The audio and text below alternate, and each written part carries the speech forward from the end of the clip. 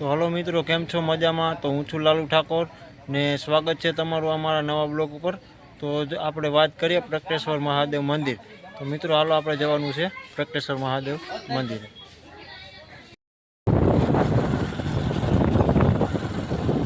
તો હાલો મિત્રો, આપણે જાય છીએ પ્રગટેશ્વર મહાદેવ મંદિર ભાયાવદર।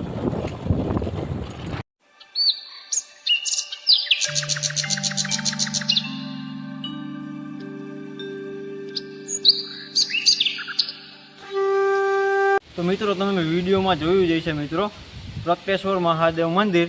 તો મિત્રો આ બાજુ જુઓ તમે, આ બાજુ યજ્ઞ કરી શકશો, તમે પિતૃ કાર્ય કરી શકશો, જે તમારે અન્યતા વિધિ હોય મિત્રો તો તમે કરી શકશો।